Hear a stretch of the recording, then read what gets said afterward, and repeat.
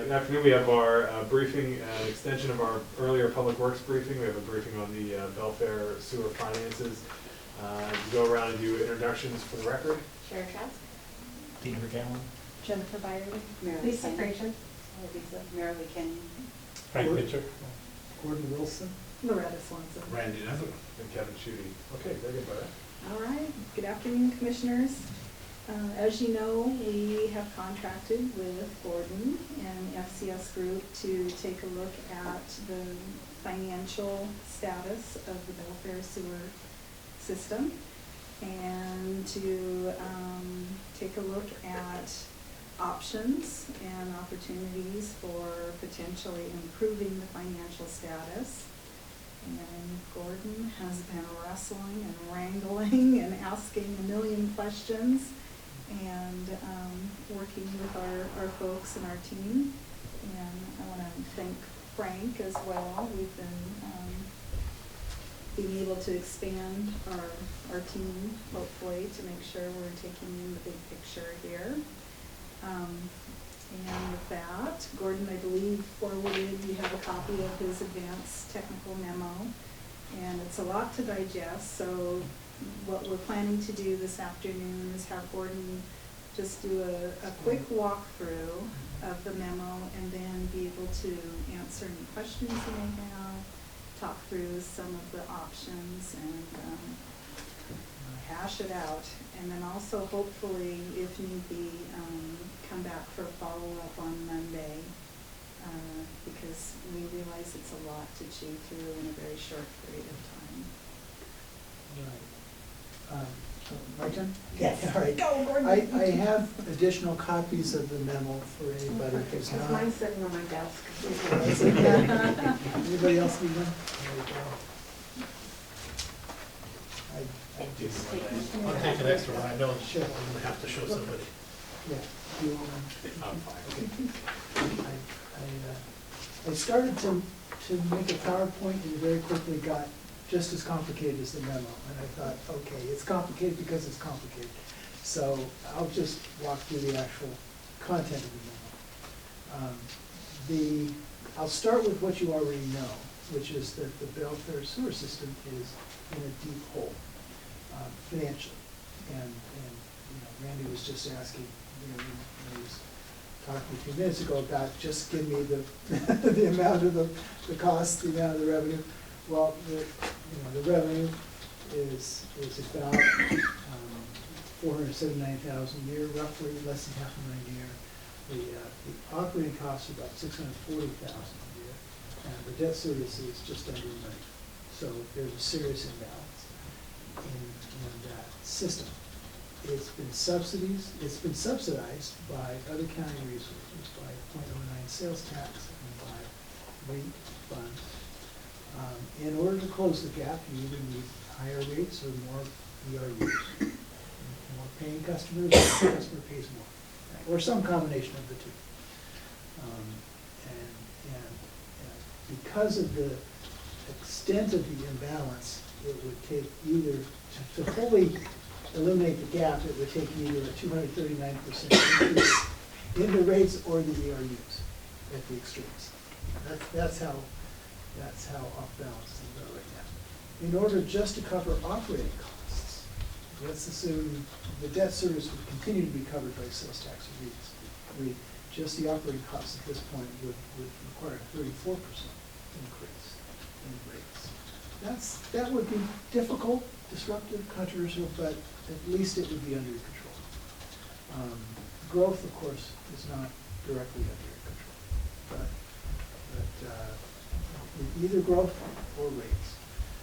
Most of the time when we do a financial plan, we work with variables that are more or less under the utility control. We make an assumption about a level of growth, and then we say, okay, what kind of rates or what kind of borrowing would be necessary in order to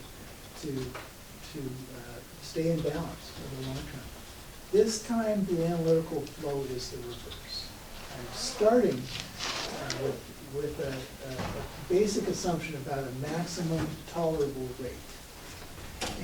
And then saying, okay, what kind of growth is needed in order to balance the system at that rate? So in most of this memo, I'm not even talking about what the rates are. I'm assuming that the rates are as high as they can be in practical terms. Now, the assumption I made about the maximum tolerable rate is about 100, 106 maybe? I'd have to 106.55. 106.55. I arrived at that by taking what the board at the time, in 2011, decided was the maximum tolerable rate, that was $96, and inflated it by 1.5% per year. So it's higher than that level, but we've had inflation since then.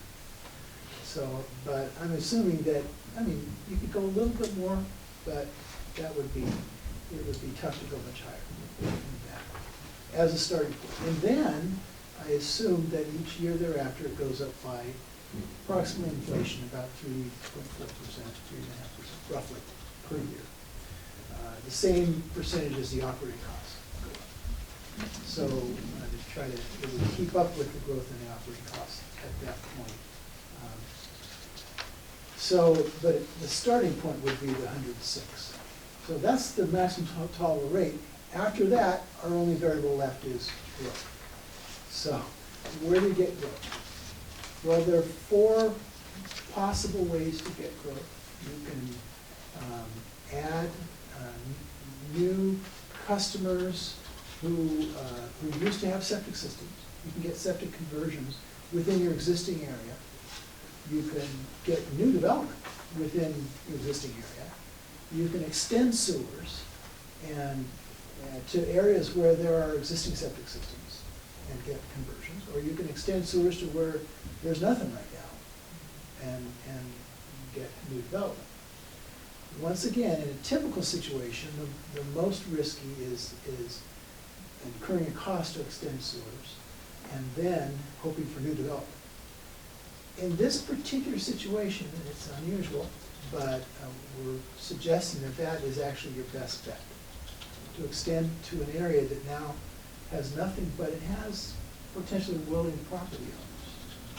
What we've seen in the Belfair area is there are a lot of unwilling property owners nearby, and particularly just to the north. One logical area, direction to extend. I mean, there are 3 logical ways you could extend. To the west and to the north and to the northeast. The north is the old Belfair Highway area, the River Hill neighborhood. That's been proposed a couple of times, starting back in 2012. And it was, the community response was strong and negative. And the board at that time decided to not do it. That was one of the premises for the original financial plan. And when the original when what was called the phase 2 extension didn't happen, then the financial balance already started going off the rails because it didn't get moved to an area where there are already existing septic systems. But it would be much tougher politically to make that kind of choice where you have some determined and unwilling property owners. Gordon, if I could just interject for just Yes. a question. So, I know it's difficult to maybe, it's a hypothetical and it's difficult to look back and say, this would have happened, but are you still, if that decision would have been made back then to do phase 2 as planned, would we still have a significant financial? I think you would still have a Insolvency or- gap. It wouldn't be as big as it is right now. There are only 171 properties up there with septic systems. Even if you got every single one, there would have been a remaining gap. So that isn't, or wasn't, couldn't have been a panacea for. Yeah, I can't blame it all on. There are also really optimistic growth projections for the downtown commercial, the area that is served. So, I mean, that was, well, the projections were before 2008, before the big crash. Sure. And there just hasn't been much development since, the area compared to 90. It's been pretty slow. So it's a combination of, are there sewer lines that people can connect to, and is there development pressure? And I think it's both. So, but going north is to the old Belfair Highway. That's been tried a couple of times with the emphatic opposition. Going west to Lynch Cove and Beards Cove, which is on the north shore, west. Northwest. You have to go west in order to get to the north shore.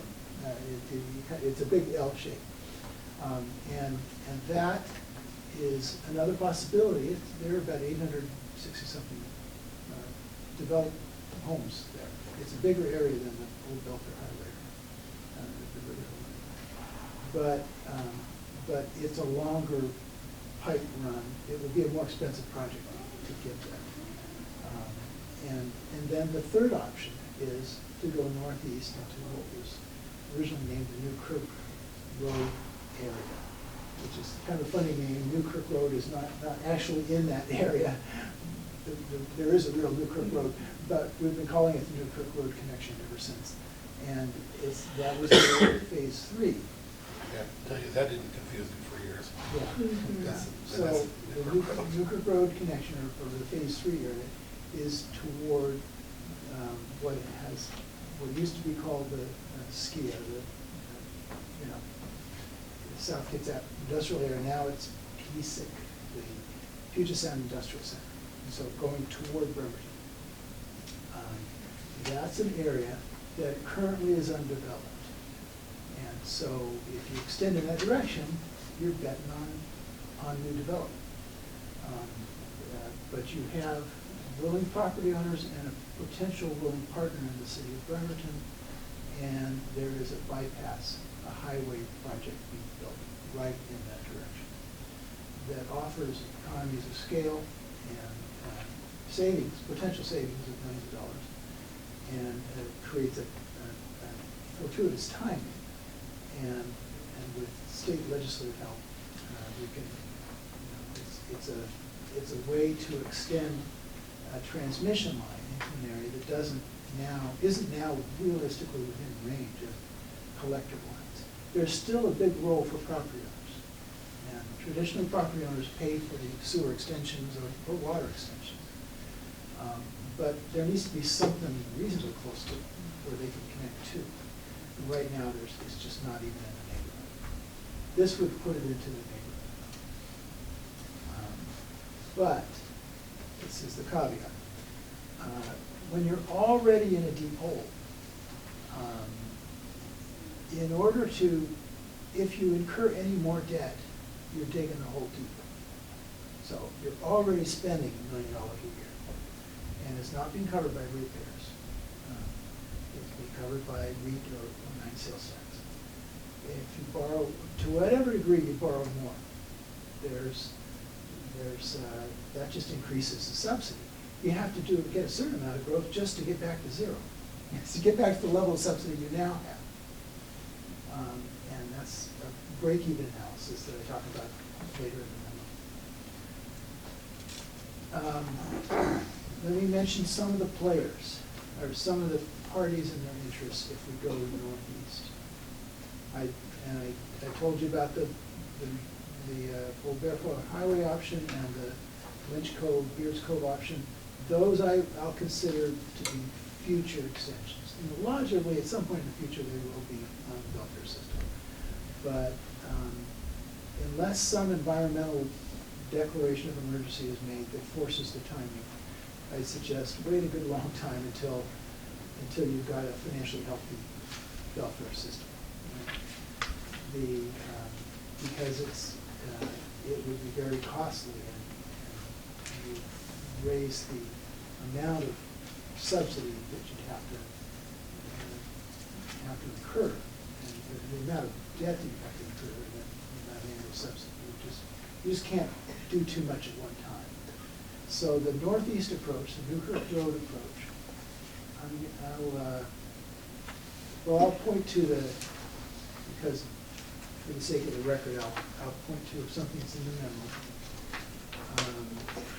In the memo, page 5, has an exhibit that shows on the bottom left the Belfair UGA.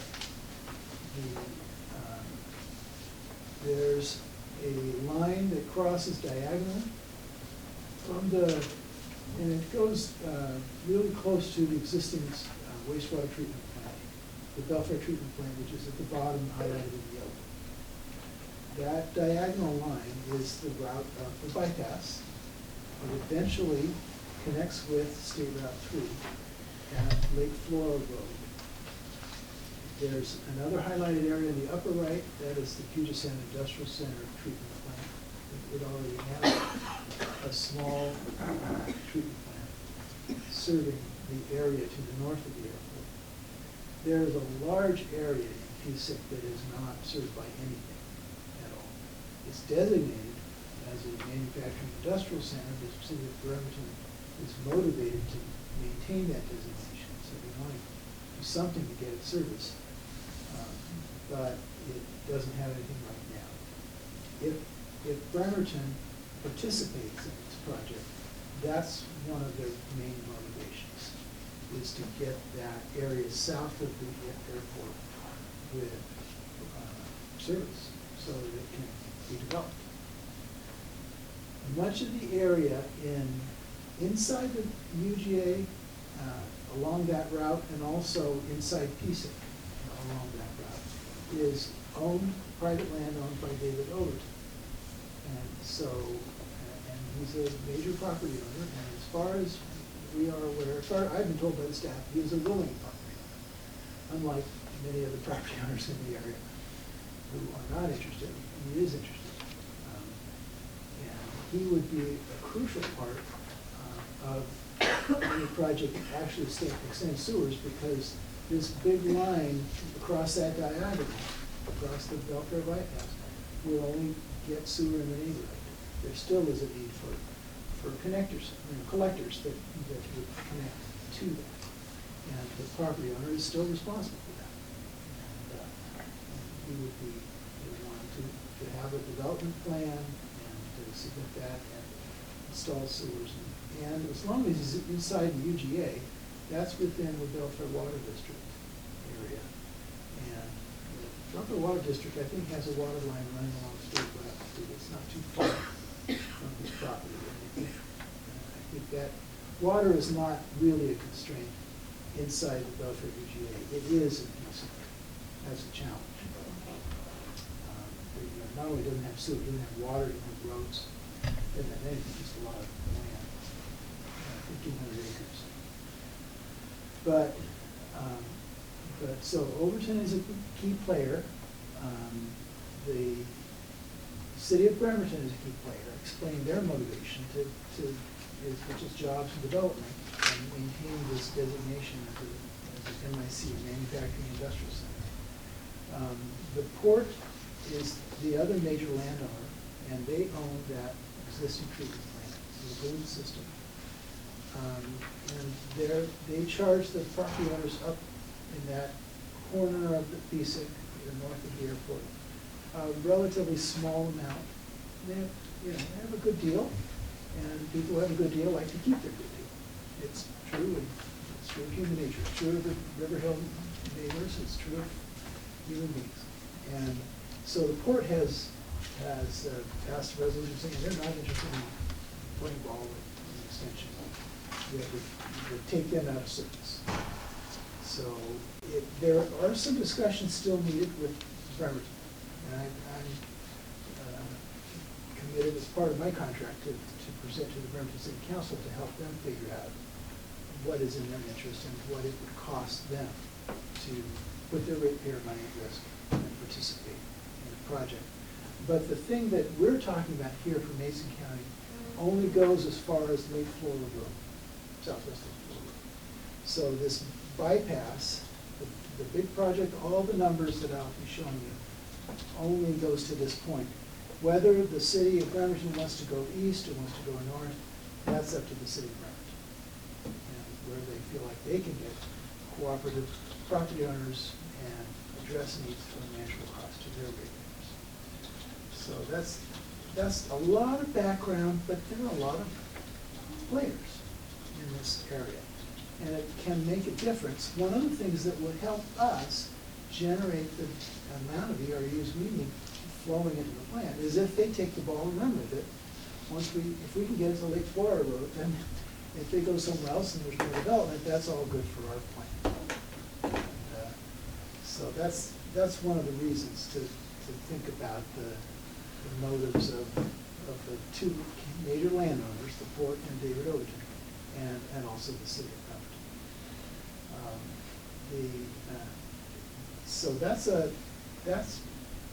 all background. A couple of points just want to mention.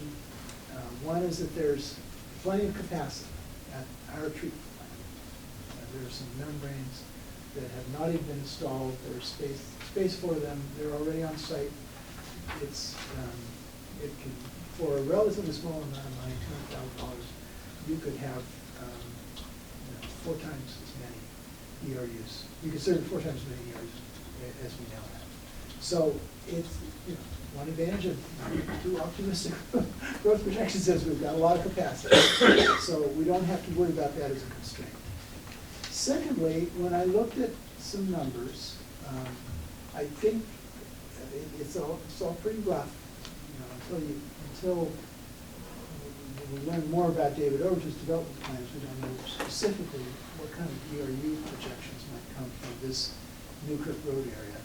But I think there's enough land there that we could actually generate the number of ERUs we need to balance out the forecast, even without the rest of PISA. So there's a lot of land there. And I was making an assumption about how much of this would be within range. But I think that land is not the constraint. It's development, demand for development is always a tricky development. It's a tricky variable because you don't know the timing and when properties will fill up. If you build a bunch of houses, are people going to want to move there? That's always a question. But at least there's enough space. So among the list of things to worry about, that's not one of them. There are a lot of, in this whole process, by the way, I'm going to take a step back. There are 3 significant uncertainties that are not under your control.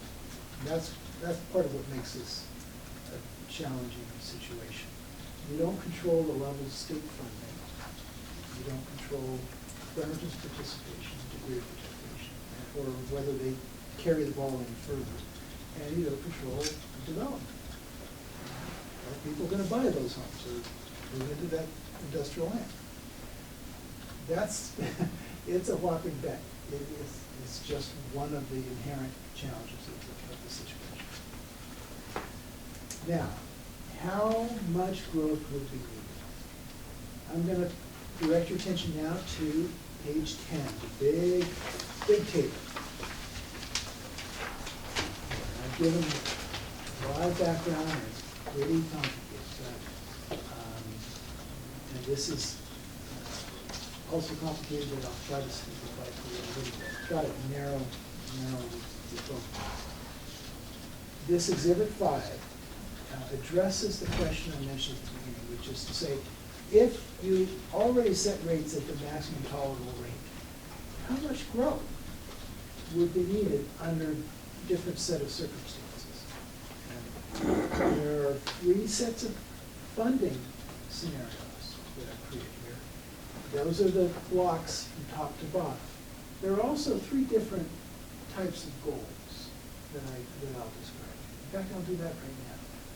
The leftmost column is what I call the limited goal, where we're just trying to cover operating costs. How much growth would be needed just to cover all that? The middle is I call it the aggressive goal, which is how much growth would be needed to cover everything by 2029, operating and debt service.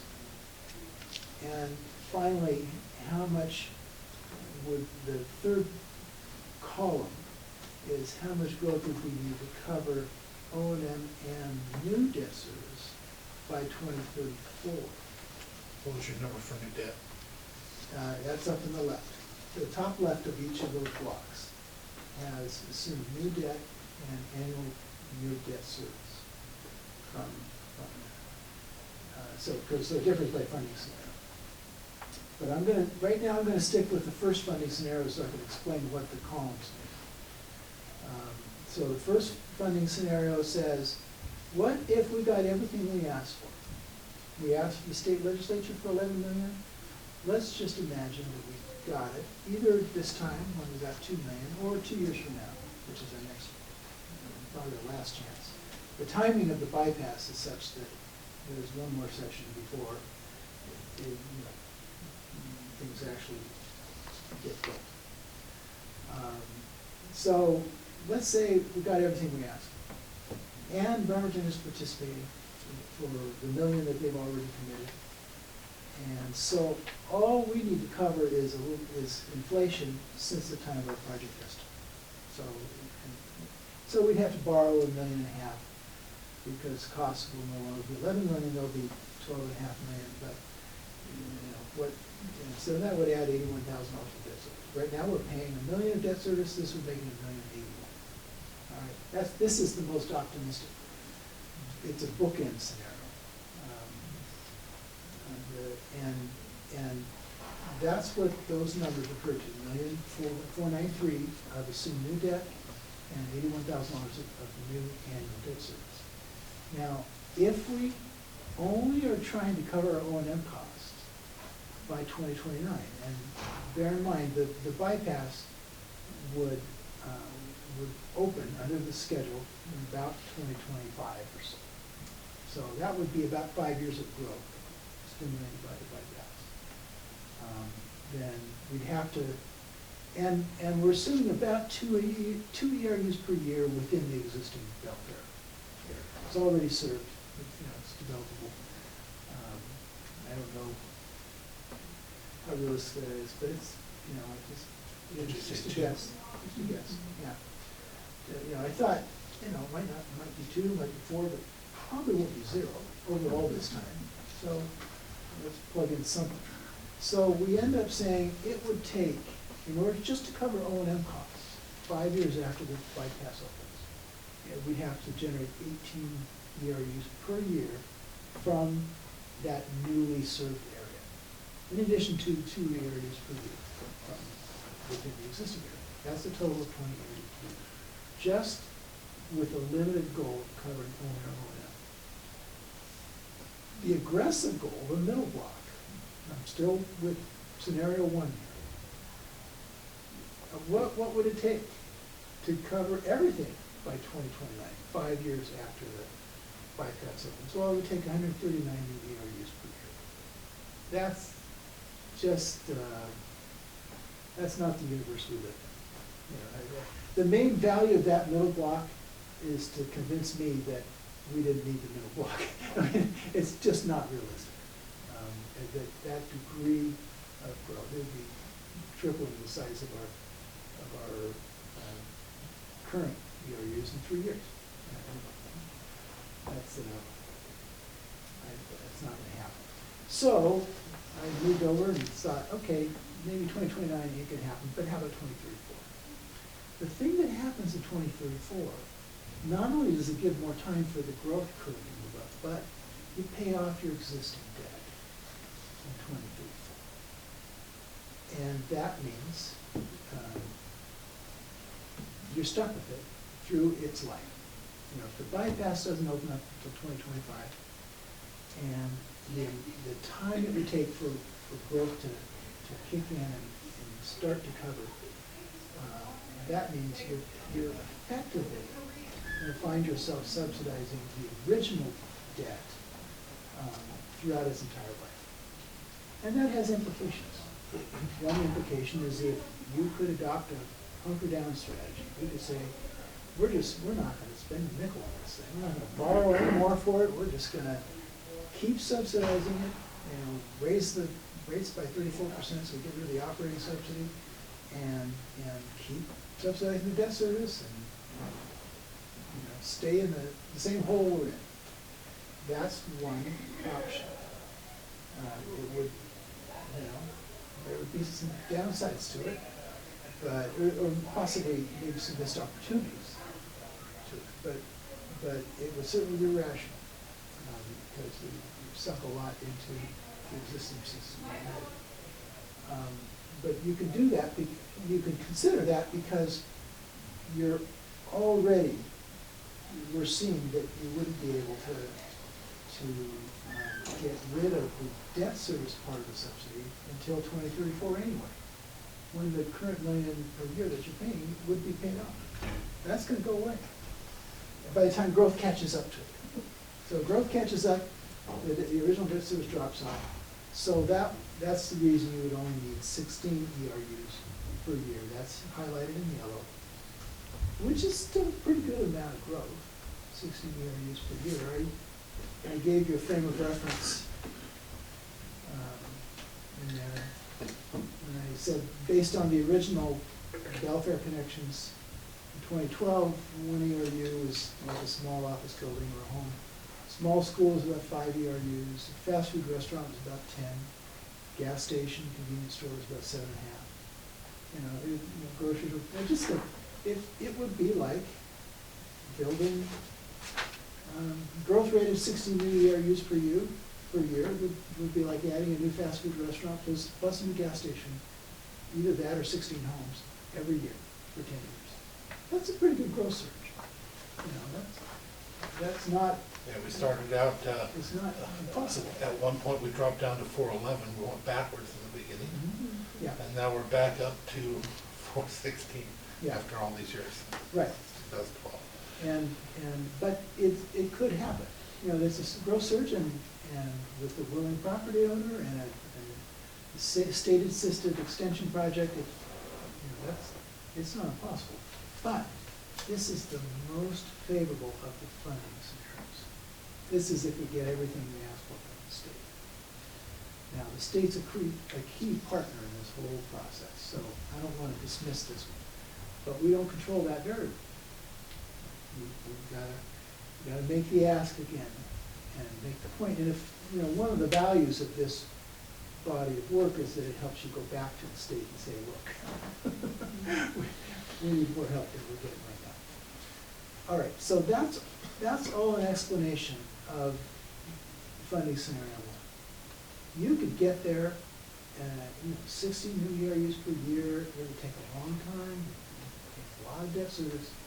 You cover your existing debt service entirely through its life, but at least it's a realistic scenario.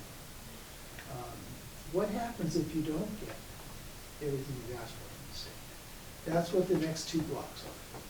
Right. My second block, funding scenario 2, is the other booking, which is what we've been granted so far. Basically, we got $2 million from the state. We asked for 11, we got 2. And let's assume they don't give us any more. And let's assume Bremerton backs out. Now let's just be pessimistic, even more pessimistic.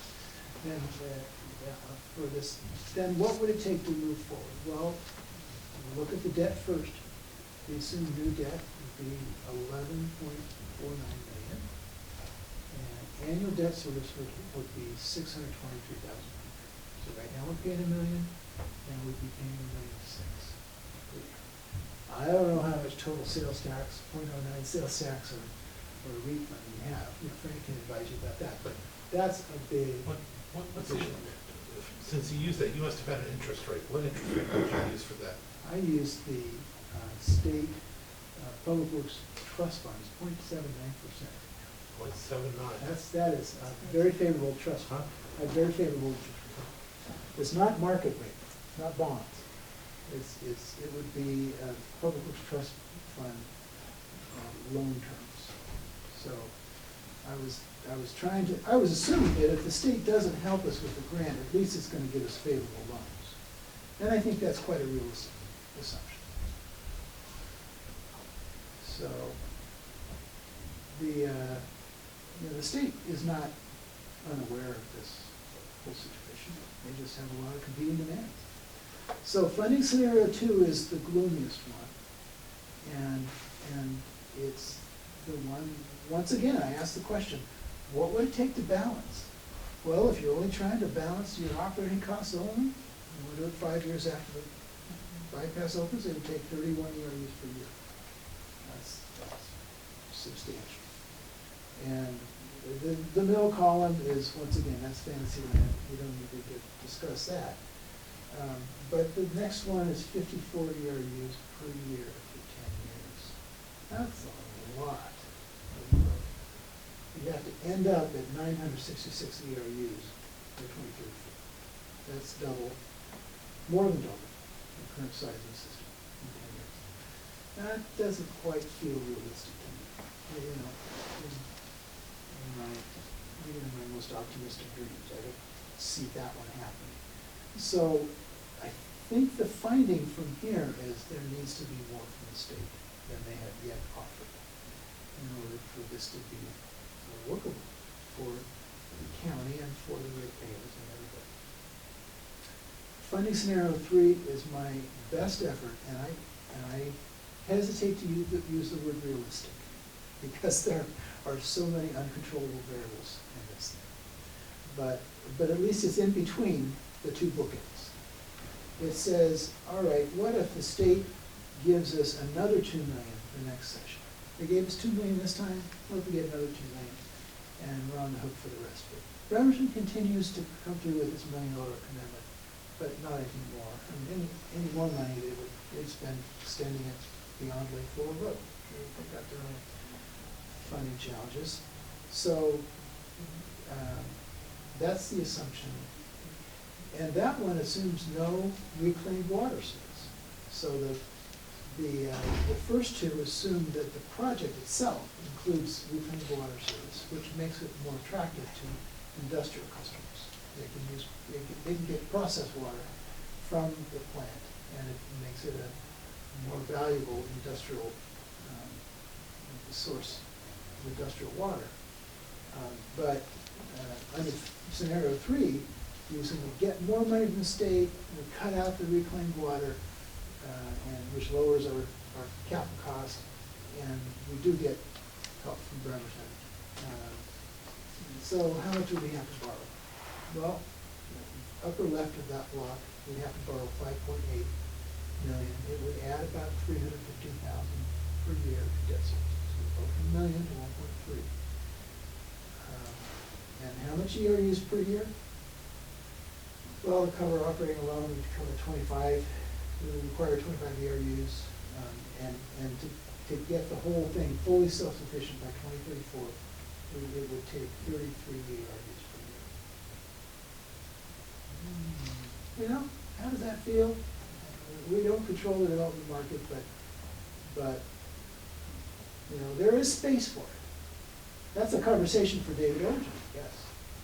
I don't really know what his development plans are, but and it's a part of the conversation with the city of Bremerton. How serious are they? It feels like it could happen, but it would be a reach. So that's the key findings from this kind of sensitivity analysis.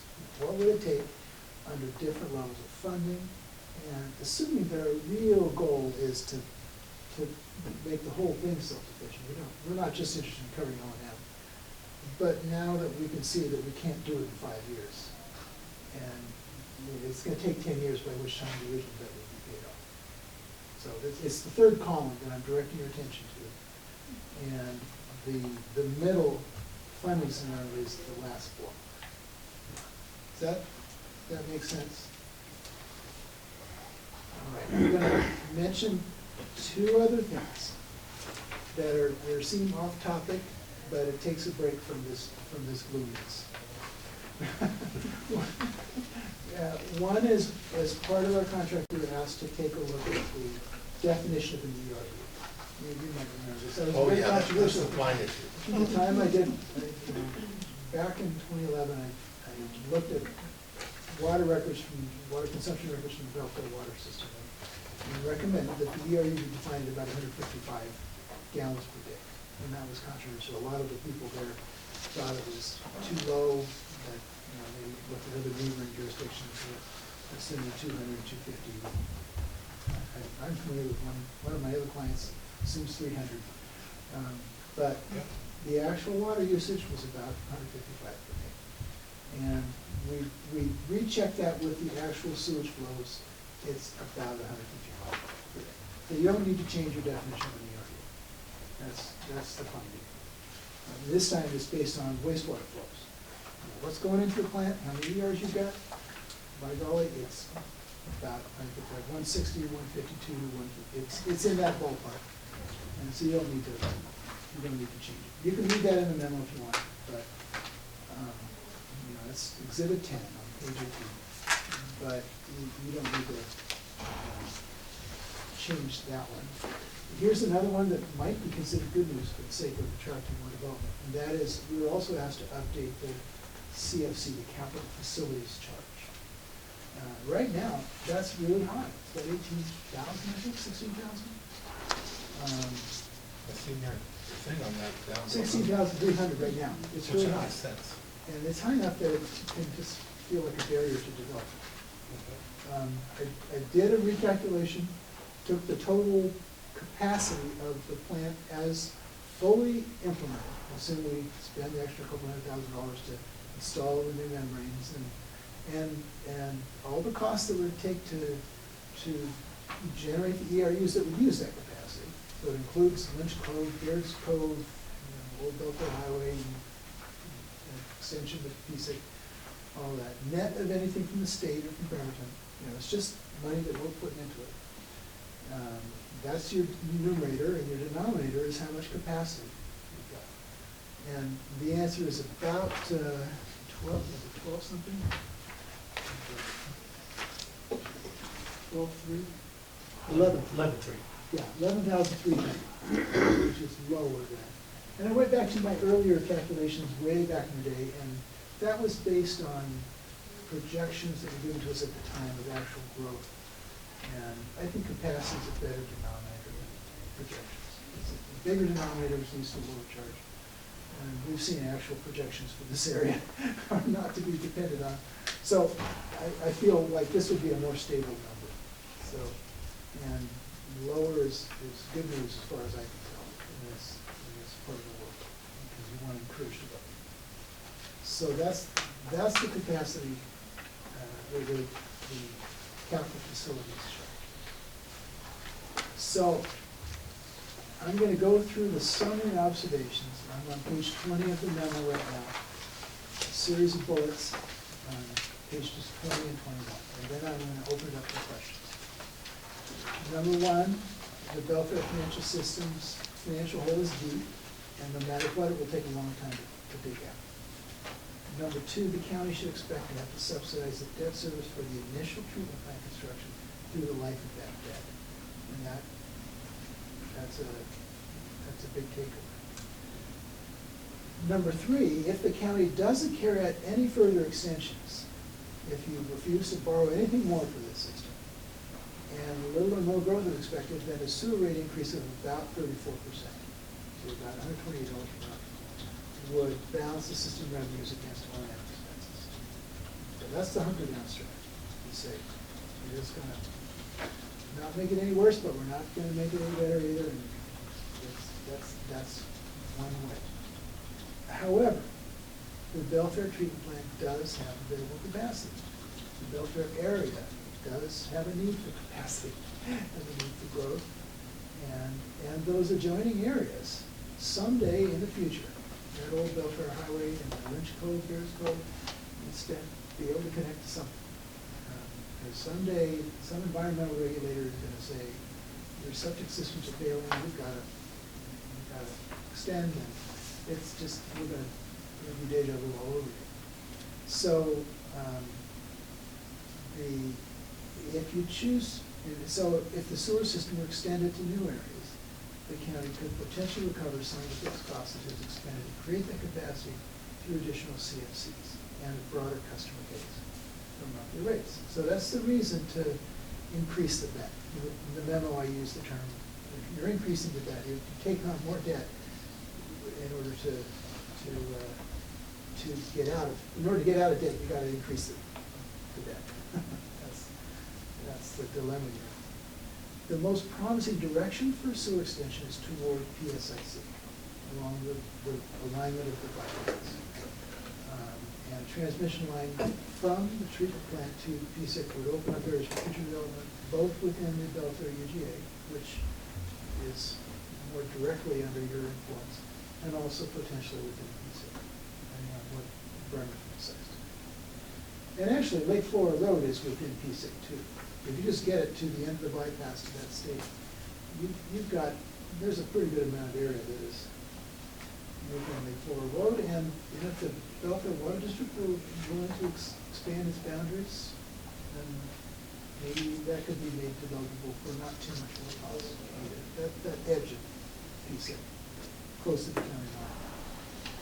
However, this is, big comment, borrowing to extend the sewer system would increase the capital investment risk, raise the level of growth needed to balance system revenues and costs, and would also require increasing the subsidy until ERU growth generates a revenue increase at least equal to the amount of the new debt service. I summarize that risk. The break-even analysis is in a table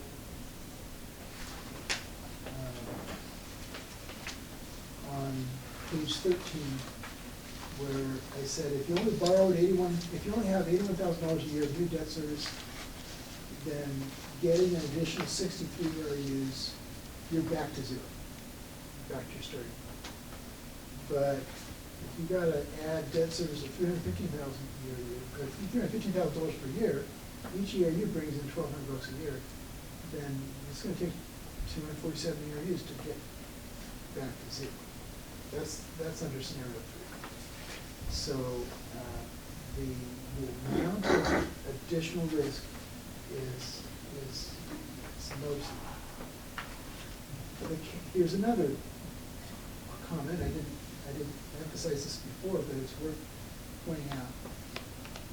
The county has been relying on 07 sales tax and real estate excise taxes to fund the subsidy, but that puts increasing the subsidy puts even more pressure on funding sources that are subject to economic cyclicality, unfortunately. We don't, the only uncertainty about a future recession is when it will start, how deep it will be, and when it will end. There's no uncertainty about whether there will be one. That is, there's a little chart I added on page 14 that shows for King County. I just happen to have the data from a different study I did for King County. Year-to-year changes, sales tax base, and the peak to trough percentage change during the 2008 recession was about 17% over a 2-year course. That was a horrible recession, but even a more normal recession, 2001, 2002, 4%, 3%. So it's total about 7% peak to trough. Sales tax goes up and down. And so that's something, I know you're working on a reserve strategy for the REIT and the sales tax, but that's the reason you need it. So back to my summary comments. The amount of new debt service needed to extend the system of PSIC depends on the level of state grants, government participation, and whether a reclaimed water line is included. So those variables. 2 of them not under your control, 1 of them is. There's enough developable land, there appears to be enough developable land to accommodate as many ERUs as would be needed to balance the forecast under any of the funding scenarios. So after I looked at those numbers, I was satisfied about that. The newly recalculated CFC is 11,300, down from the current level, and the current definition of the ERU doesn't mention it. So those are my summary points. And I regret not having better news. Nobody likes being the bearer of bad news. Most of the numbers are the same. But they are, it is what it is. Questions? So I have 2 questions, maybe one for you, one for Loretta. So what does $1 million in grant represent to us in terms of, what's the tipping point for the debt? So about like $150,000 to $1 million grant debt service?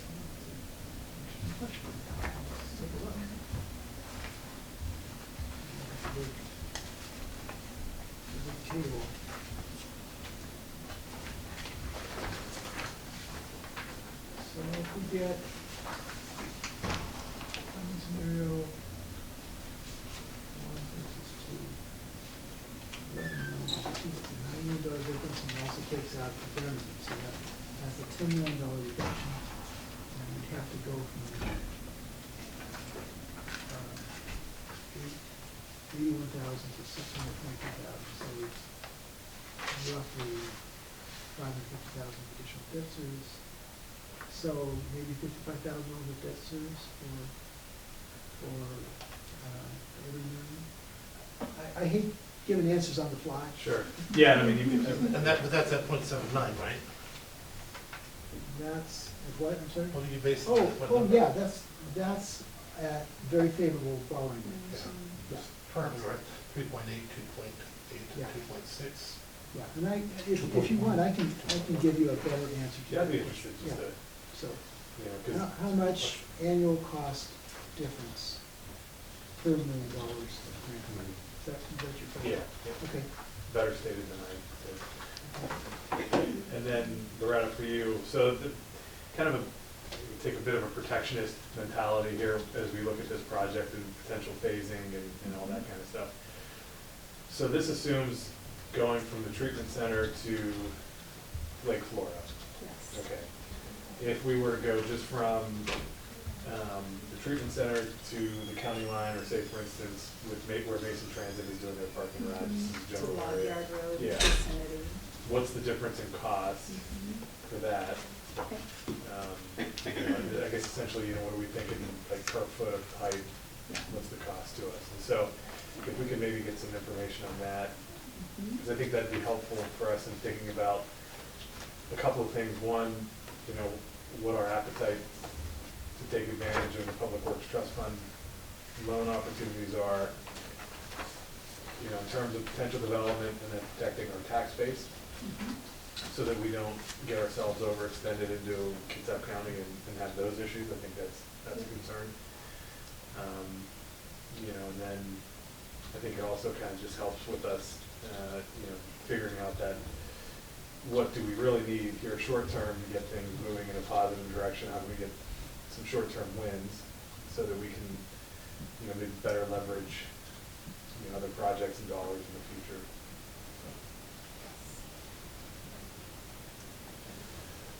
So the question there is, what would be the cost if it extends to the county line? Yeah, county line versus Lake Flora, Okay. and, you know, there's, you know, could that be, you can, that might change the nature of the relationship that we have with folks in Bremerton and the Fort, you know, but at the same time, it would also maybe give us an opportunity to capture some development here as they figure out what their best plans are. If you do that, I would net out the million that we're expecting to Bremerton right now. Right. Because that's part of what we have an interest in. But, okay, you can get that number then. It's about the same distance from the treatment plant to the county line, Yeah. the county line to Lake Flora, It is. roughly, but Looks like about 60%. Depends on terrain. sure.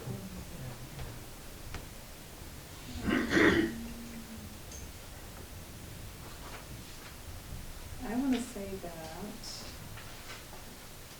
it will at least cut project costs in half.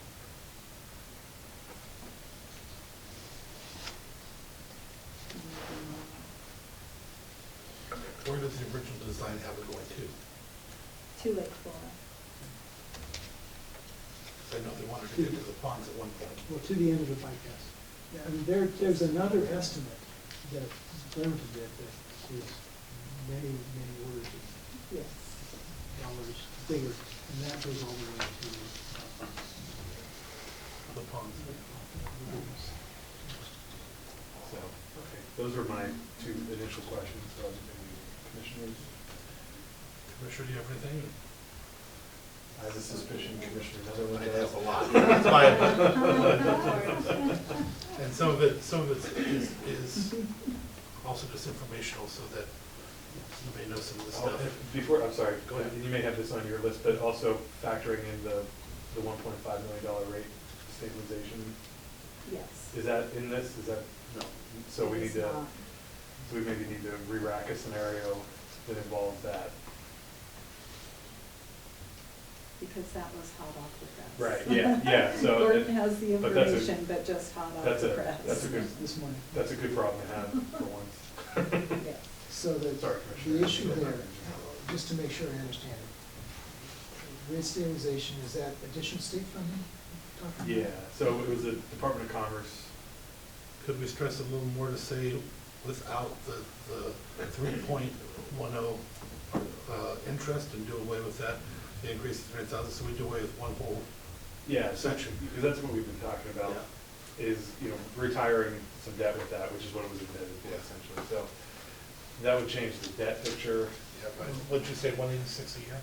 Did you, It was something? two. It was about 200. I did get Did- 216 a year. 216 a year. So this morning, were you simply looking at those two scenarios, or did you make a We did, recommendation? I mean, we based on kind of the conversation, I think we were leaning towards retiring the loan with the 3.1%. But I think there's, an opportunity to tell us why that's not the best Gotcha. direction with it, if there's other, Is that the one that yields savings of 216 or what? Yes. Okay, so it's option 2. Yes. Okay. So I can incorporate that into all of these options. Yeah. But that'll still get us back where we were before. Your other option didn't include even covering up to maintenance and operations, so it would just decrease our Right. debt repayment. Well, what it does is it reduces the guaranteed, instead of being stuck with $1 million a year for the next upcoming years, you're stuck with 800,000. I like that. Yeah, that's a good thing. It doesn't change the marginal effect of, the incremental effect of the choices you make. That break even is still gonna be bigger. Frankie had a question. Two items. Do we incorporate, have you incorporated anything in here for increasing the ERU rate to inflation over the term of this analysis through like 2030, 2034? Yes, At the 3.2, 3.5? yeah, Okay. that's assuming. And by 2034, we may need to look at rebuilding some of the current facility and putting some capital costs back into the facility. So none of that is assumed. And what might Correct, that Gordon. be? None of that is assumed in your analysis. The assumption I made that Bart gave me was that 200,000 figure he gave me, he said that's to install the membranes and to make some replacement, to replace some of the controls in the current plant that will be worn out by then. But it did not include anything else in the way of rehab of the existing plant. Would there be any additional, or are we comfortable with that type of? I would feel more comfortable making some assumptions that additional costs will be Because, incurred. I mean, by that time, it'll be a 40-year-old facility Yeah. plus, Well, and just seeing what's happening, right? yeah, now, Okay. Can you get me some costs? I can. Okay. By this afternoon? They'll be very Just kidding. qualified costs, but yes, Caveat, we'll, caveat. yeah. And that's all I All right, let's go to a few of these things. One of the first questions is, what happened to 465,000 for operations? After a few years ago, we went back through, we changed all those operation numbers down, found that they were posting a lot of things from the water systems and North Bay and Russellwood to Belfair. When they removed it all around, we were able to drop the operation cost down to 465, 485, 485. So would you please look at that, because that's important. If we've gone back to doing it the easy way, a couple $100,000, because you had it at 600 and something, didn't you, for operations? So that would be a big savings for us, a big help. Right.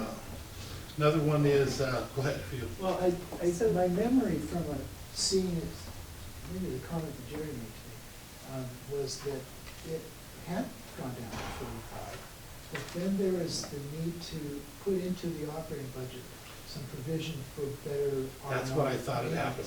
So we already added in So that 200 would for be maintenance. yeah, a which, cap. Or R&R. Yeah, yeah. Repair and rehab. I thought the number we looked at, this was a one-time case, because the 200,000, because we didn't do anything for a long time. Mhm. And so I think the number was 50 we came up with the plan we put together before, and with the concept was 50,000 a year, putting it away into a savings. Mhm. So that may change that number a little bit to help. Yeah, so that's in the operating budget figures right now. Yeah. 640 already assumes. The maximum tolerable rate, Yeah. that is based on the residents, and what the residents can handle. The problem with the 34% increase is the difference for business capacity compared to residential capacity. The 155 gallons works for residents because we don't actually measure it. We just call that an ERU. But for the businesses, it made a huge difference. For example, they closed down the QFC in Bremerton. They were closer to 300 gallon per ERU. So being comparable with other businesses trying to bring businesses in, they were comparable to more to the 300. They had basically, they were paying half as much as we were per ERU, and they were using, where one of them had 31, they were using, I think it was 18. So there's a big difference. They were paying half as much, and they were getting more capacity, like spending $1 and getting a little sample size bag of M&Ms or the family size bag. So they don't really compare. The business aspect that was not comparable, and that hurt us for trying to bring in businesses. That's why also we lost some of them, because the Crazy Eric's, which didn't even have anything except for, you know, a small area to stand in, was priced out, just couldn't do it. And so I want to make that point, that that 34% increase, that may work with the regular citizen, but that business that currently was, compared to the one in Bremerton, they were paying like 12,000, had to pay 40,000 here for the same QFC here in Belfair. So now you're talking about making it 55,000.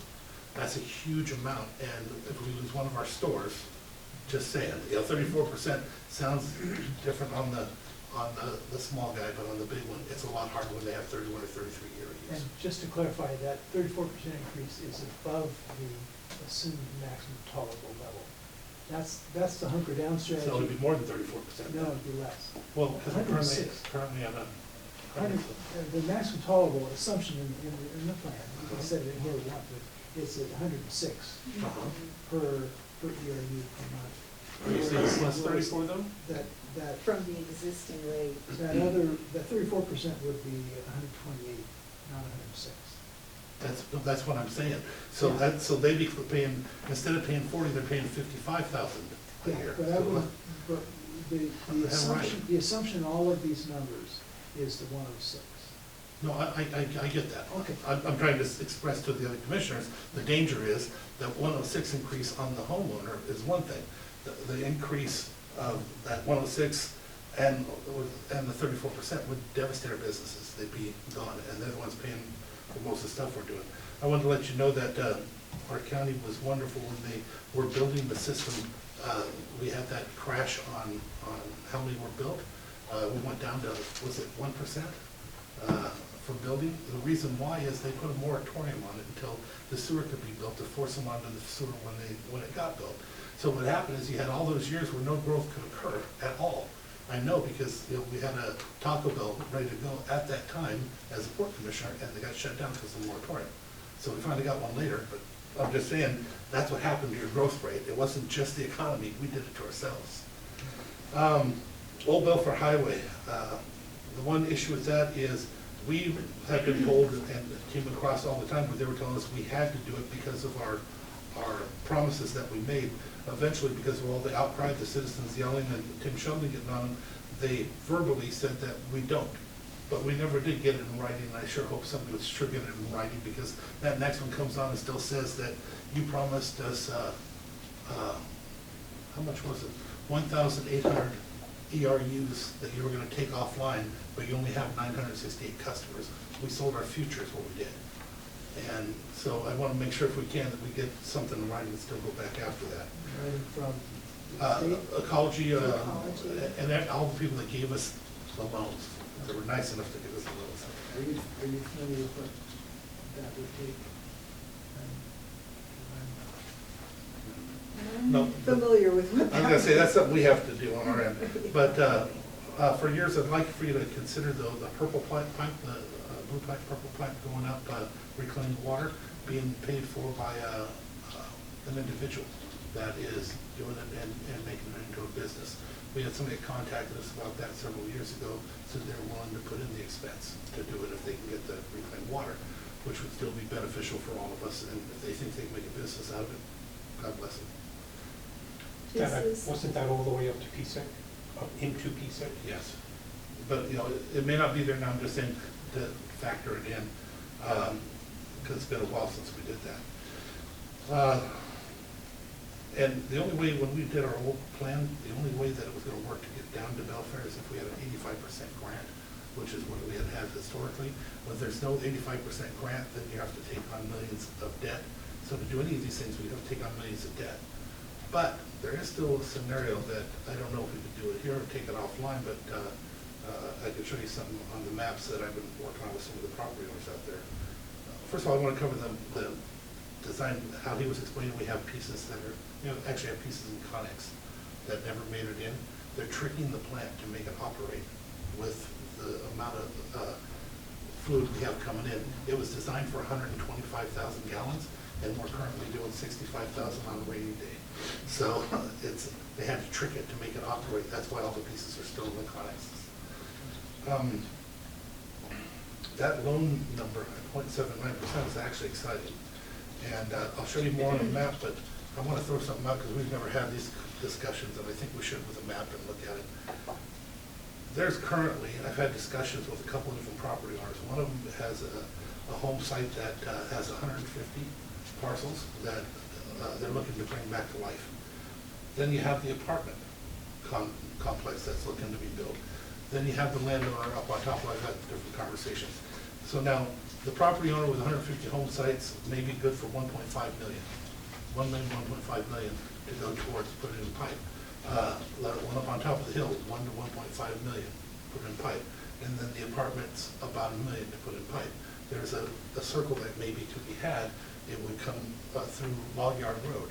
Is the only way it would make it. It'd have to go across the street down into the old Belfair Valley area. It may be able to be done with that if we were able to allow them to build it and then dedicate it to the county on a latecomer, so that others that hook up to it, they can come back with some of the money. It costs them so much less to build it compared to us. These are just thinking outside the box ways of getting it done, and they all have, two of them have the knowledge on how to do all that stuff and get that done. So we may be able to pull that off. If not, we may be able to pull it off with $1 million or $2 million. You know how much I hate even saying that, but the reality is, you know, you're talking 150 units minimum on the downhill. You're talking another 100 units in the apartment at 3/4 because we're charging less for multifamily. And up on top of the hill, you don't know.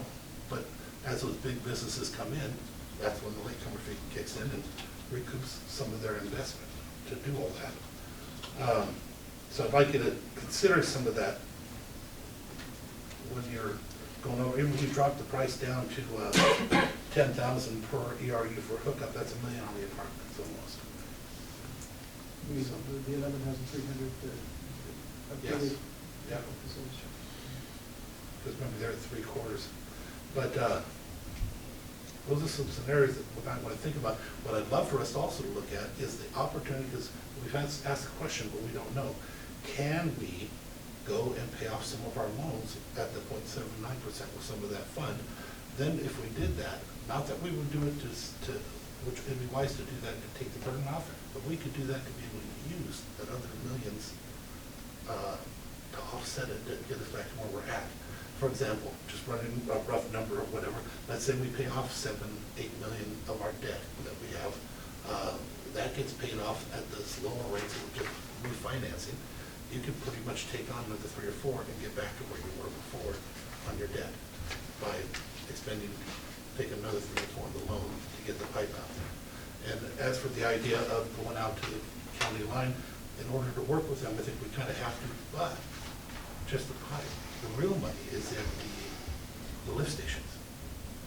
So if we were to just drop pipe and make sure it gets out to the county line, we're fulfilling what we said we do. As they finally get a company that can hook up to it, that's when the lift station gets put in, and that's when the real money is. I know it's a lot, sorry guys. I sleep on this one for years. I didn't quite follow the last comment you made about the lift station versus the pipe. The cost should drop exponentially if we are just throwing the pipe and having it set up a stump for a lift station, however we can do that. That might be tricky. Yeah. But I understand what you're saying. And that would The lift station could be $1 million, $1.2 million, $1.4 million each. each. Yeah, lift station versus- Yeah. But if the pipe is laid there, then the lift station, you know, as long as it's designed for it. So we save that money now and with the time when, because there's nowhere to go with it now. Port of Bremerton is not ready for us to come and take their effluent out. So therefore, you're not going anywhere. The only thing you're doing is getting it to the line and making it possible when they do bring in a big company, they can actually land it, because they can't now, because they can't have no way to handle the effluent. It's a sewage lagoon pond that aerates. It can't filter out the stuff that's needed for the larger companies. And if we got to that point, then eventually they would give us all that stuff. Yeah, the CPS subsidy plan called for 2 new treatment plants. Yeah. And just by getting it to Lake Florida Road, we would take away the need for one of those. And if they wanted to extend it up to the rooms, it would eliminate the need for the other two. But even if we just got up to the county line, as he was saying, that we don't have to worry about the association, or we're gonna call the ULID or anything. That's gonna be a challenge when that comes anyway. So without even creating that, getting it up to the county line, which is what we're supposed to do for the moment, if we can pull it off with the monies we have. If we were able to refinance our loans and use the rest of it together, we can actually pull it off. As long as we were doing the other individuals as well. You guys are all gonna walk in. Okay, what the hell is he talking about? They're gonna go to the tape. Yeah.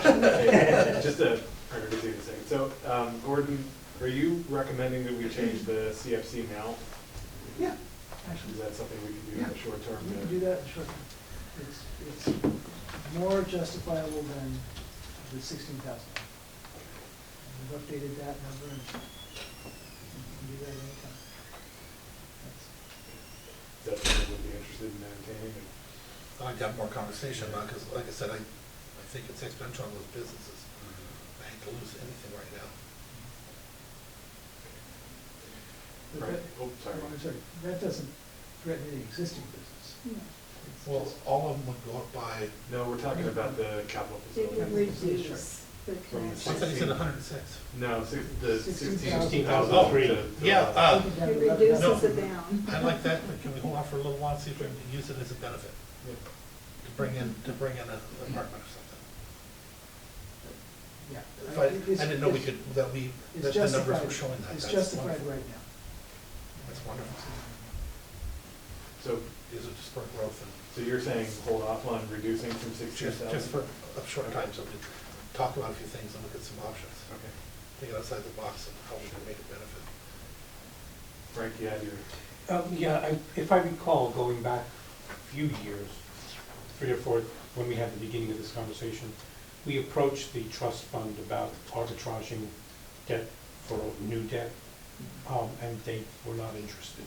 That may have changed. Well, remember though, this is a different scenario here, how this was set up and given to us though. This is a slightly different scenario. Well, have we So- seen the verbiage yet? I'm sorry? Have we seen the verbiage that they're using in giving us that loan? Yes, there were It's two a- specific appropriations, if I may Sure. answer, Frank, and you can correct me if I'm wrong, but one was specific for rate relief, and that's what you were That was the considering this 1.5, morning. yep. Exactly. And the other was for constructing an extension to Lake Flora. So if we were to come I back. doubt you'd get away with it. With I the state. doubt that as well. And the rate relief is a reimbursement, so we have to spend the money to Yeah. reduce debt in order to get it back. No, I'm just wondering if with a little bit of help, if that other one can't be changed a little bit. The one thing With the that, people we have down there. may be a possibility, I did meet with, Connie Rivera with the Public Works Board last week. And the board has the ability to, convert loans to grants for pre-construction projects. They do that if you meet certain criteria. She indicated, though, that statute allows that same possibility for construction projects as well. They've not done it in the past, but the board has indicated a willingness to start considering that for construction. So that could be a possibility. Yeah, I think there's an opportunity to really kind of try to direct the conversation with the state and really kind of get creative with how we approach some of the financing, on this. And I think, we have some deadlines coming up in the near term, but, hopefully that buys us a little time to continue doing that kind of work.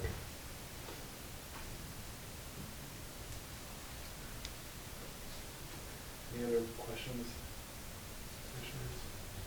I don't know how much we can get that done. I forgot to include, when we were talking about latecomer process, I forgot to include the 2 million. If they built it themselves, we can't use that 2 million for that.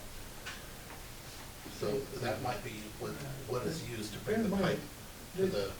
It's pretty typical to have, private property owners extend lines and then you have a latecomer agreement. And we're already assuming that that would be needed in order to make actual parcels developable, even if we do extend a transmission line to get it into the neighborhood.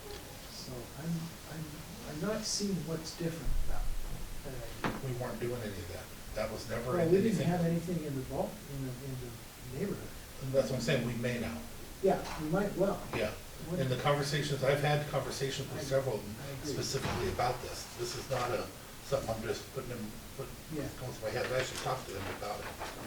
And I know that even though they don't usually work together, I know that two of them are considering the process. If we've got a as long as it sewer can be line built by running up somebody through not here, in the the work. Belfair Water District already has a water line running up along there. Then developers, landowners, Overton and other people, can say, all right, I'm gonna do this, and then if the next door landowner develops, then I get a leak coming through. Well, right now, they found that they do it for like 1/4 the cost by doing it just like we're talking about now, for that water line that they put in. Doing the same process is much cheaper. Yeah, well, that's one reason we have private developers do it. Whenever they can.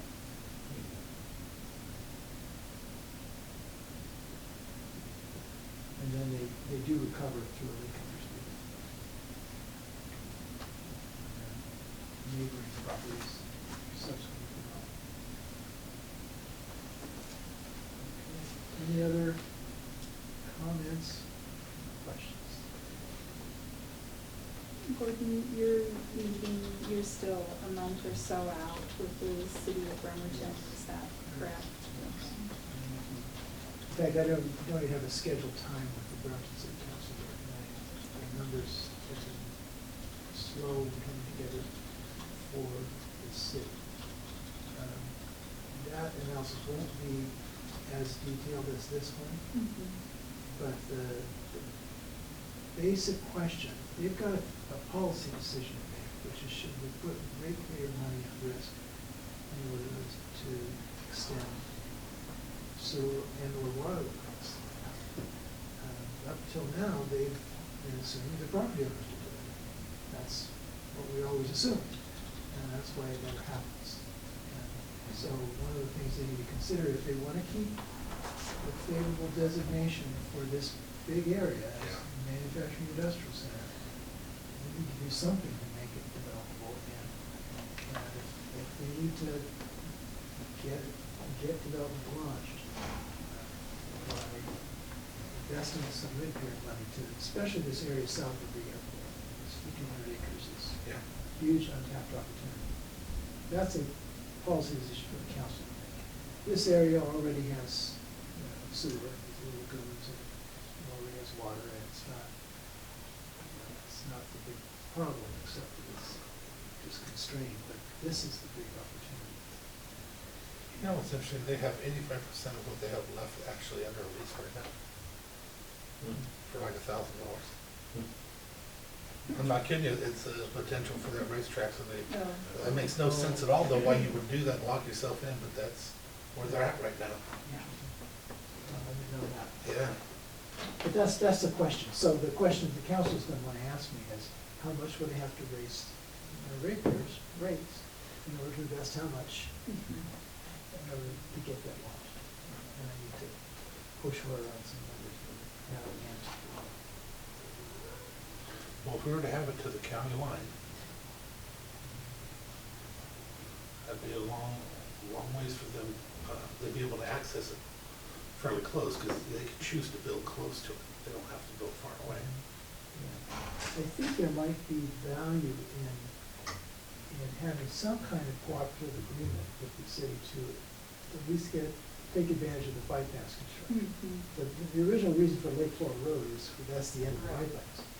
And if the state highway department is already tearing up the ground there, that's an opportune time to do that segment. And so maybe you can say to the city, hey, we need more than $1 million. Right, to preserve that option. To take advantage of the timing. That loan was directly to Mason County only. Yes. Because that means we would have to take on the debt for them, which I don't know that, but that's. It's all in how you structure the Yeah, agreement. you can Sure, have it could be applied to our Government portion agreements strictly, and then agree. have the city contribute to the. We can do their share.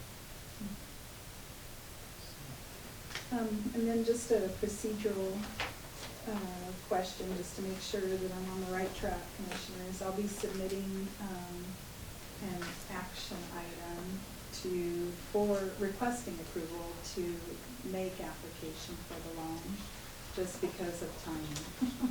The application's due on the 12th, so we would need board approval the following, what is it, the 1st of the week? July 1st. Yes, the 1st of July. So, I guess timing-wise, I would need to get that in before you, with the full understanding that you may say, nope, and pull that from, I guess, the agenda as an action item. But it preserves our opportunity, basically, to make application, and if we don't do it, we're out. So it's kind of awkward for sure, timing-wise, but that's what would have to happen.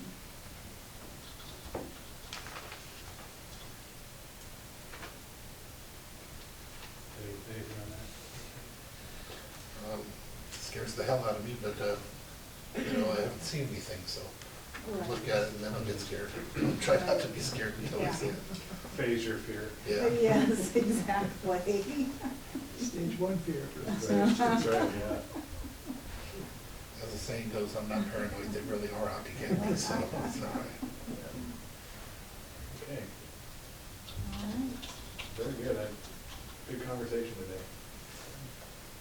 Thank you very Thank you, much. Gordon. Yeah. It's a lot to wrap your mind around, and you've done a wonderful job doing that. It's, I don't envy you. Like